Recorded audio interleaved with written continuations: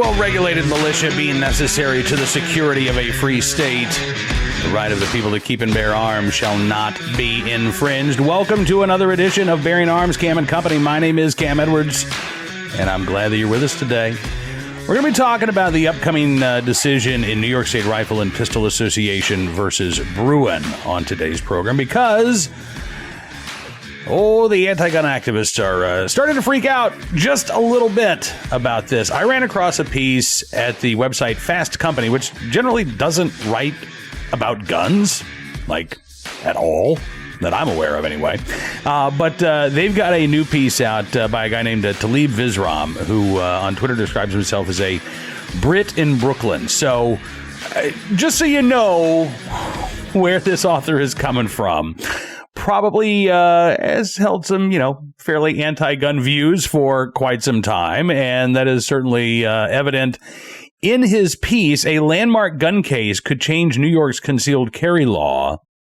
Or worse, dun, dun, dun. So that's the title of this piece. And the premise, obviously, is that nothing good is going to come from the Supreme Court's decision in New York State Rifle and Pistol Association versus Bruin.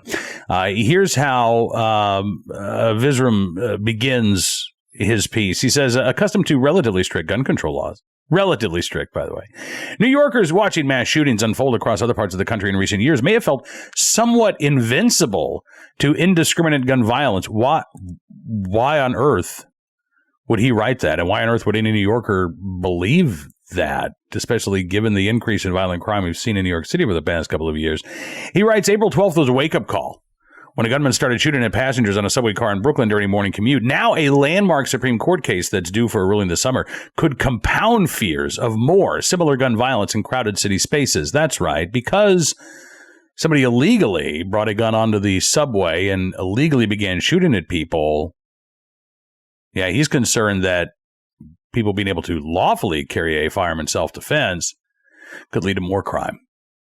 I don't really get that argument, but let's delve a little bit deeper. He says, in New York State Rifle and Pistol Association versus Bruin, plaintiffs filed a lawsuit against New York State Police who denied their concealed carry permit request, claiming that they didn't have proper cause. It actually wasn't the New York State Police that did that, although the New York State Police Commissioner is the named plaintiff in this case. But in New York, it's basically county judges, or in some cases county sheriffs, that determine whether or not you have demonstrated good cause to exercise your Second Amendment right to bear arms. So, again, doesn't quite have a strong grasp of the intricacies of this case, but okay. He writes, New York has one of the strictest gun laws in the country. In place since 1913, it says that officials may grant concealed carry permits only if applicants can demonstrate proper cause to carry beyond reasons of general safety, which may include working as a security guard or having experienced legitimate death threats. New York, he says, is one of only 9 of those so-called may-issue states, there are actually 8, all of which, he says, have, quote, among the lowest gun death rates in the country. Consistently, he writes, more permissive gun laws have been more guns, and in turn, more gun violence and deaths. So again, we go back to the more guns equals more crime argument, which we've disputed and discounted time and time again here, but I'll do it again briefly. Violent crime dropped in this country by about 50%, including gun-related homicides, between 1991 and 2020, a time in which more states were adopting shall-issue right-to-carry laws, more states adopting constitutional carry laws, in which no permission slip from the state is required before you can exercise your right to keep and bear arms. Millions of Americans became gun owners during that same time period, to the point that we now have roughly 100 million American gun owners, roughly 400 million privately owned firearms, and again, violent crime declined by 50% until 2020. Now, if more guns equaled more crime, that wouldn't have happened. Violent crime would have continued increasing from the early 1960s on through today. That's not what we saw, because more guns does not equal more crime. Any more than more gun control laws equal less crime. The state of California has more than 100 state-level gun control laws on the books. They have roughly the same violent crime rate as the state of Texas, which has far fewer, of course. But he is insistent, this Fast Company writer is, that, if people are able to protect themselves in urban places like New York City, that everybody is going to be worse off as a result. He quotes, in support of that argument, David Pacino, Deputy Chief Counsel at Giffords which he says filed an amicus brief in the case. Giffords Pacino says that the Bruen case, quote, really has the potential to totally upend the system that New York has had in place for over 100 years. Boy, I sure hope so. Should the court rule in favor of the plaintiffs, he writes, it would strike down New York's stringent law and potentially allow anyone to obtain a concealed carry permit. An even broader ruling could open the floodgates to revisiting a host of other common sense gun laws. Yeah, common sense gun laws. Which, by the way, here's the thing. If they're truly common sense, and more importantly, if they're truly constitutional, then additional court scrutiny won't matter.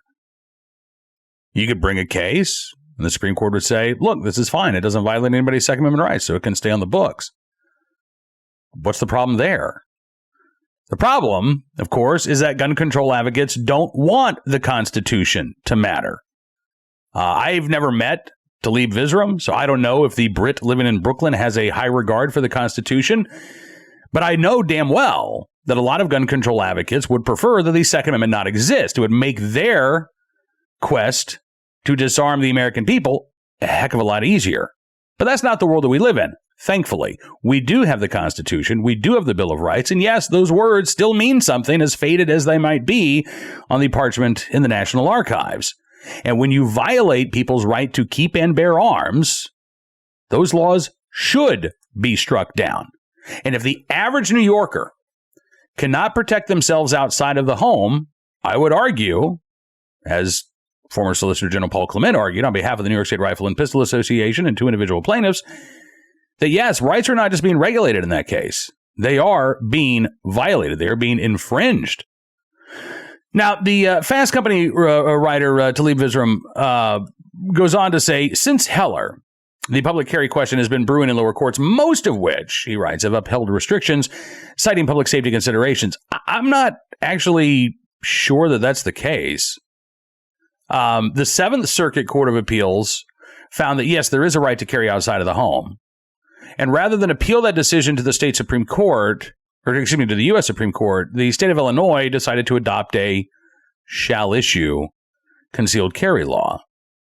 Washington, D.C., the District Court of Appeals, also found that there was a right to carry outside of the home, and the District of Columbia struck down its good cause requirements. The Ninth Circuit has found that there's no right to carry. The Second Circuit has found that New York's concealed carry laws are perfectly fine and compatible with the Constitution. But I think it's not fair to say that most of the courts have found that there's no right to carry. No, actually, there's a split in the circuit courts, which is one reason why, anyway, the Supreme Court has taken up this case. All right, anyway, back to this Fast Company report. He writes, the Supreme Court may not use such considerations, public safety considerations. Instead, the proponents of originalism on the court, of which there are at least three, may use the text, history, and tradition test, which uses the pure text of the Second Amendment and historical precedent, something that Eric Tishwell, executive director and chief litigation counselor for Everytown Law, says is an extreme test and one that the gun lobby favors. Now, why would the gun lobby favor a test that uses the text of the Constitution and historical precedent? Maybe because that's what the Constitution is supposed to require.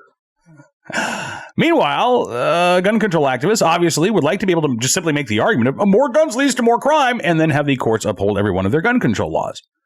Which, again, not how it is supposed to work. Now, as Vizram reluctantly acknowledges, things are getting worse in New York, even though the carry laws haven't changed.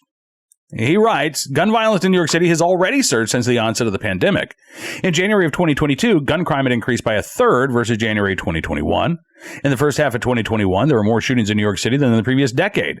And in one weekend in March of 2022, 29 people were shot, including at a bar in Queens and on a subway platform in Brooklyn. Referring to or quoting the Giffords attorney, Pacino, says, I think most New Yorkers who commute on the subway, as I do, want that to be a space where there aren't guns. Well, here's the thing for Mr. Pacino. Concealed carry isn't banned on public transportation in New York City. My guess is because New York City officials have never felt the need to do so since there are so few concealed carry holders and most of them are so politically powerful and well-connected, not to mention well-off financially, that they're not using public transportation. But there is no ban on lawful carrying of a concealed firearm on New York City subways or on public buses. Imagine there will be if the Bruin decision strikes down New York's May issue law. That'll be one of the first restrictions they try to put in place. But it's not in place now. And so the argument from Pacino that, well, I think we'd all be feeling safer if these were gun-free places. A, I wouldn't. But B, they're not right now. And yet Pacino is apparently taking the subway to work every damn day, which, maybe he needs to get a refresher course on New York City's gun laws. Anyway, Visram concludes his column for Fast Company by saying, if the ruling is more expansive, it could ditch the entire public safety framework that lower courts have been using to uphold carry restrictions. It could provide a whole new basis for future decisions on all kinds of gun regulation lawsuits currently in limbo and supported by the gun lobby related to assault weapons bans and large magazine bans and the minimum age for the sale of handguns. They could fundamentally redefine the Second Amendment and change America's gun laws. So I want to get to Pacino's quote, the quote from the Giffords attorney, but let's just go back to something real quick here. Could redefine the Second Amendment, according to Visram. A well-regulated militia being necessary to the security of a free state, the right of the people to keep and bear arms shall not be infringed. Would recognizing the right to bear arms really redefine the Second Amendment? Or would it reestablish the protections afforded by the Second Amendment? See, I don't think that a really good rule, what I would consider to be a really good ruling, what Visram would obviously consider to be a really terrible ruling, I don't think that's going to redefine the Second Amendment. I think it is going to make it it would, if we get, again, a really strong ruling from the Supreme Court, it would hopefully remind states like New York that the Second Amendment is not a dead letter, that it is not an anachronism, that its language still applies in 2022, just as it did in 1822 or in 1791. Again, I can understand that Bikram and other gun control activists would be upset by that, but the answer then would be to change the Constitution, not to simply try to redefine what it means. All right, now we get back to the Giffords attorney, Pacino, who says, quote, this could be a really, really devastating decision that could have wide-ranging and I think not currently fathomable impacts because it could potentially mean that every gun law on the books is called into question. Again, so what? Every gun control law on the books right now could be called into question. I mean, you could sue over any gun control law. I think what really has the gun control activists concerned here is that they've lost so much ground over the past 50 years. I mean, you look at what the gun control lobby was demanding in the late 60s and early 1970s. What do they want? They wanted an outright ban on handguns. I mean, that was their first goal, Handgun Control Incorporated, right? And in 1976, they had a referendum in the state of Massachusetts to ban handguns. That referendum failed, by the way. Following year, Washington, D.C. did pass its own ban on handguns. 5 years later, the city of Chicago and a couple of Chicago suburbs passed their own ban on handguns. But as far as banning guns, which is really the primary goal of the gun control lobby, a group that believes that more guns equals more crime, so therefore they must believe that less guns equals less crime, that was really the high watermark for their gun banning ways. Yeah, in the early 1990s, they managed to get a 10-year ban on so-called assault weapons approved. State-level bans still exist in, half a dozen states or so. Not on handguns, of course. The Heller decision made that a moot point. But they're still trying to ban guns piecemeal, right? Whether it's quote-unquote assault weapons, whether it's ghost guns now.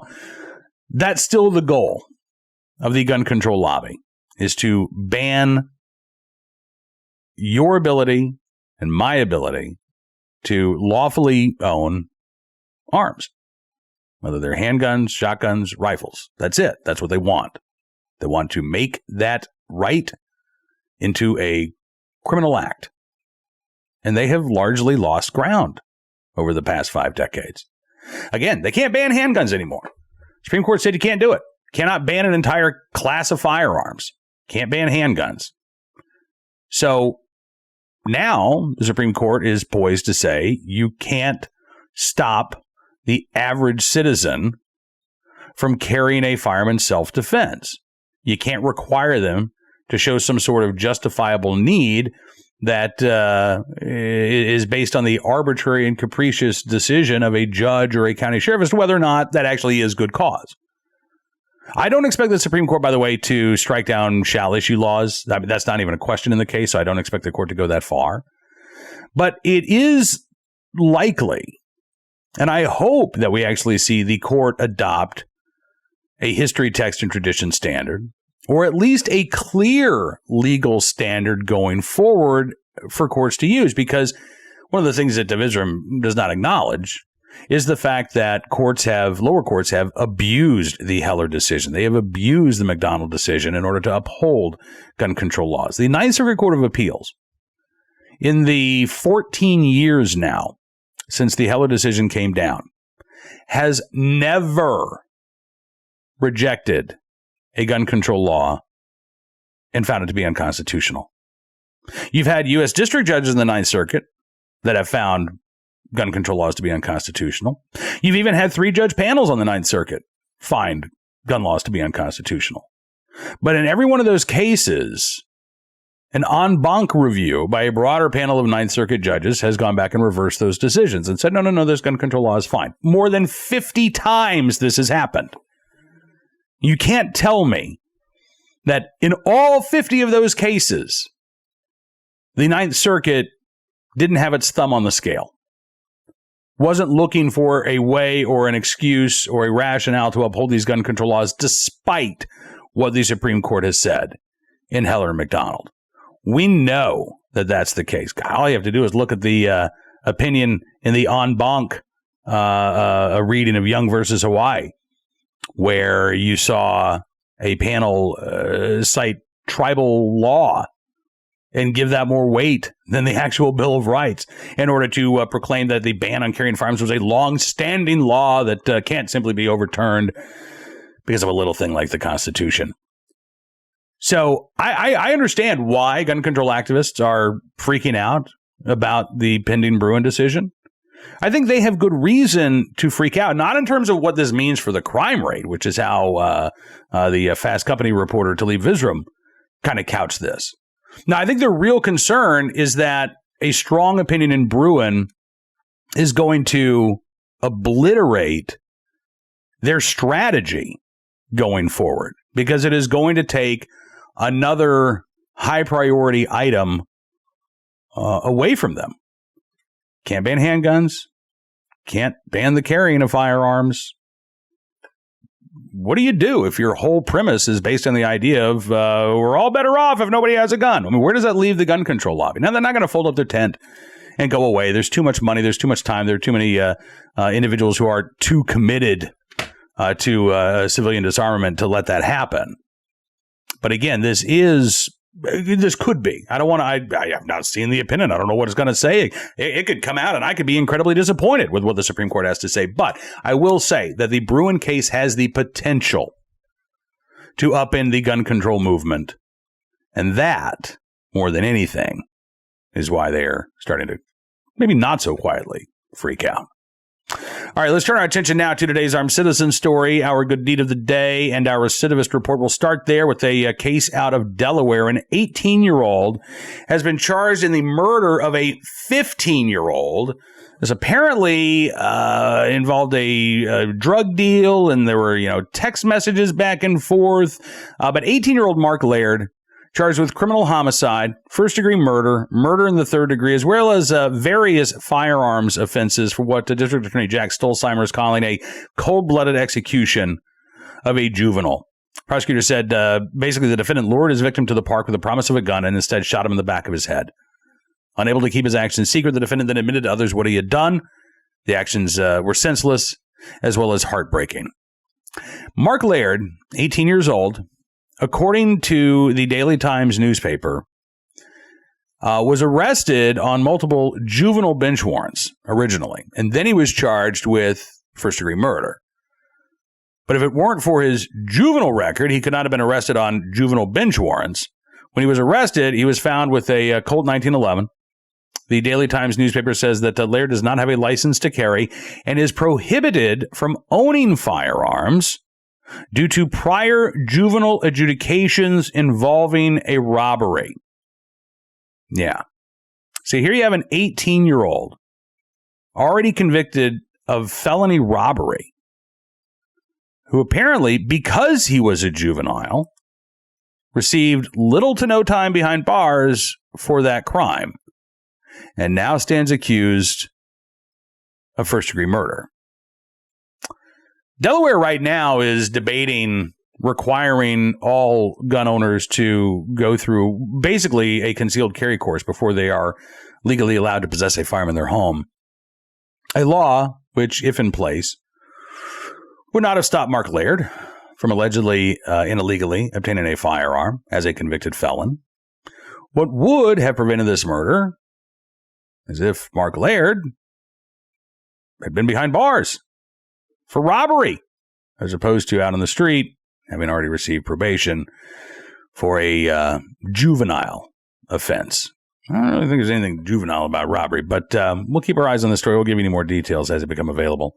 Today's armed citizen story from Massachusetts, and a rare armed citizen story here on Bearing Arms that does not involve the use of a firearm. But I love this story. I wanted to talk about it. 14-year-old girl uses steak knives and cell phone to thwart a career criminal. Yeah. You know, we have seen stories in the past where teens have been at home alone and they have been forced to use a firearm in self-defense. In this case, it was a teen girl who managed to get a hold of a couple of steak knives from her kitchen.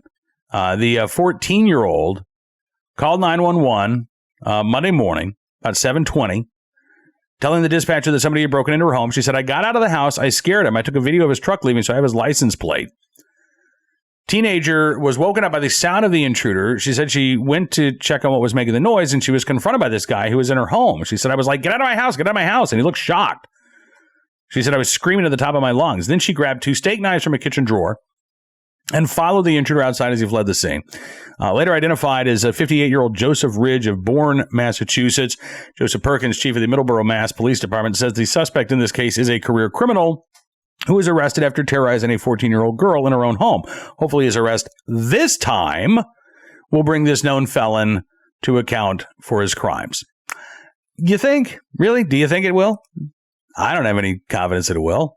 I mean, I hope that it does, but 58-year-old career criminal, still at least, 9 years away from retirement age. So unless he gets a 9-year sentence, I'm not convinced that this is going to be the last we hear of Mr. Bourne. But I am glad that that 14-year-old had the presence of mind to protect and defend herself. And again, I mean, it brings home the point that no matter how well-intentioned these laws might be that say, oh, you can't let your kids have access to a firearm, I think ultimately it's that parent's decision as to whether or not your kid is responsible enough to have access to a firearm when they are home alone.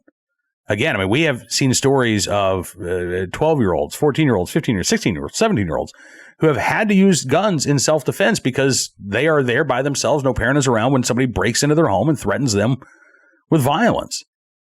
And I would hate to see a situation where one of those kids was killed because they could not protect themselves. I don't think there is a one-size-fits-all law here.